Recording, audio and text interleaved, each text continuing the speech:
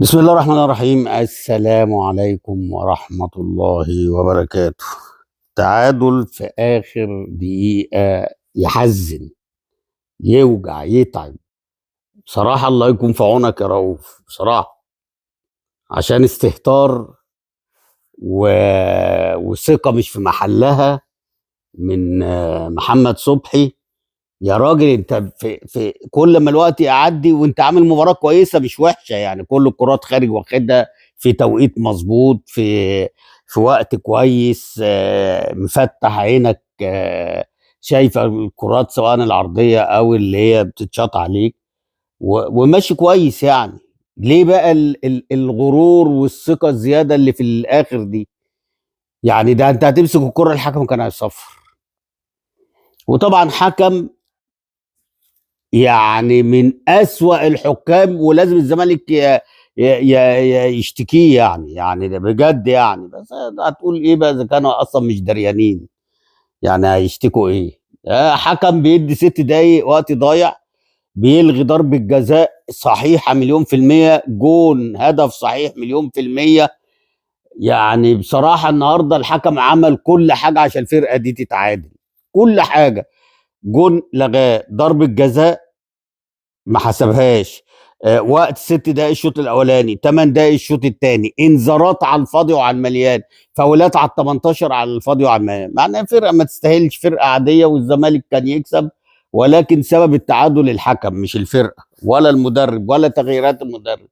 لو قعدوا 3 ايام الفرقه دي ما كانتش هتجيب جول. ولكن يعني هنقول ايه بقى؟ صبحي النهارده هو السبب في التعادل. مع وانت شايف ان حكم سيء، يعني حكم عليك على طول. يعني اعتقد ان لو في واحده يعني مش زي بتاعه شيكوبانزا دي هيحسب ضربة جزاء وهو مغمض يعني. منك لله حكم والله.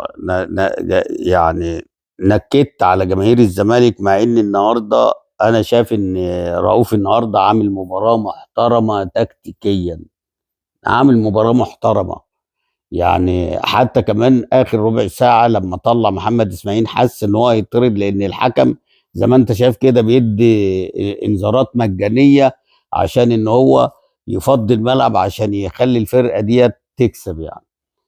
فتوح انذار، محمد اسماعيل انذار، مش عارف، حسام عبد المجيد انذار، الوين، يعني انذارات كلها ملهاش لازمه خالص خالص خالص يعني. فنرجع المباراة. أنا شايف إن فارون رؤوف النهاردة عمل مباراة تكتيكية عالية جدا، بيلعب محمد إسماعيل وشحاتة في نص الملعب، ناصر ماهر اللغز. معرفش يا ناصر أنت في إيه وهتفوق إمتى؟ خلاص هو الراجل مش هياخدك، خلاص فوق نفسك تاني زي قبل ما هو ما خدكش. خلاص فوق نفسك انت، مالكش اي دور النهارده، اي بصمه النهارده، ولا شوط على الجون ولا اسيست ولا. ده ادم كايد يا راجل عمل انفراد يا راجل ما فيهاش اوف سايد، الايمان رفعها في ال3 دقايق ولا 4 دقايق اللي نزلوا وعمل اسيست. امال ده لو لعب شويه عليك هيعمل ايه؟ فلا فوق بصراحه يعني. عمر جابر كويس. فتوح النهارده المزاجنج النهارده هايل هايل هايل، كان من نجوم المباراه هو وحسام عبد المجيد. بصراحه النهارده عامل مباراه كبيره عشان مركز، فبيلعب السهل ممتنع، مفيش فلسفه، فعشان كده شكله عينه عن كوره، شكله كان كويس. شحاته ومحمد اسماعيل النهارده عملوا دور مش وحش يعني. الراجل طلع محمد اسماعيل لما حس ان هو ممكن يطرد، قام جاي مطلعه، وبعد كده بدأ يعمل تغييرات يستهلك فيها الوقت والكلام ده. ولكن الحكم ادى 8 دقايق الشوط الثاني. طب ليه 8 دقايق؟ ما فيش حاجه، ماشي الشوط الاولاني في جون وفي 2 اتصابوا وفي ماشي 6 دقايق، انما الشوط الثاني 8 دقايق يا راجل يا مفتري، يا راجل يا عديم الضمير والذمه. 8 دقايق ليه؟ ليه؟ ده هو كبيرهم كان 4 دقايق 5 دقايق كويس قوي.